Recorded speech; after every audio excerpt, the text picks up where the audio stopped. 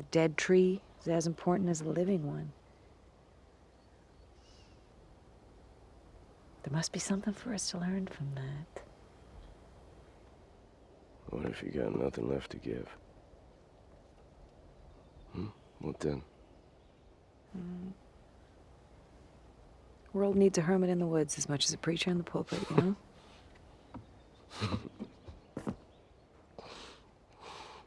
know? Yeah. What did this role teach you about where meaning can be found in what may seem like an unremarkable life? Well, I'm a great believer that every single person has an incredible story to tell, and that there's great dignity in an ordinary life. You know, I know we go to the cinema to watch extraordinary people and astronauts and people with, you know, that are superheroes. I think real people are superheroes just by living a good life, especially if they lead it in an honest and kind way, that they have, you know, strong values towards protecting their family, which Robert does, and that love is important in their life. And I just love that this film celebrates ordinariness and celebrates a person who finds his own kind of strange and unique, naive spiritual connection to nature, and is fearful of those things, and has a real strong relationship with, you know, he's really fixated on, if he does a bad thing in life, what does that mean to him? Does that follow him around? Which of course has very religious connotations to it, yet in quite a natural world kind of way, you know? Yeah, there's a ton of religious imagery throughout the movie, which I thought was just so beautifully done. Did playing Robert change or challenge the way you think about suffering, or the sense that something bigger might be at work in our stories? Yeah, I tell you what I did make me realise is that as human beings, we really try and avoid pain and suffering.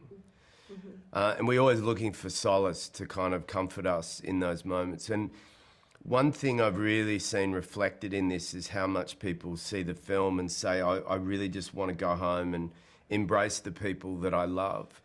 And when it comes to loss and sorrow, is that grief plus time is a reminder of the strength of love that you felt for the person that you've lost.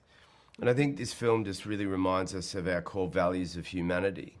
And Felicity, you did such a beautiful job with Gladys and embodying this kind of quiet and sacrificial love that so many people, especially moms, recognize. Tell me how you kind of approach this character. It was about finding, understanding, you know, the world that Gladys is in when she's not on screen. So how are they surviving as a family? You know, what is she doing in those times that we don't see her? And so much of that is her connection to nature, is she's having to shoot and fish and farm in order to you know, feed their family.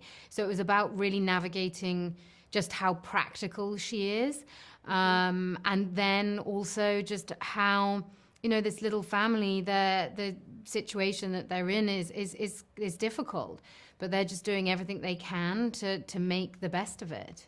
Joel, I mean, we're talking so much about nature, and the film is so visually stunning. It's, you know, got forests and woods and open skies. It's just beautiful. Were there moments in the landscape that really felt spiritually significant to you?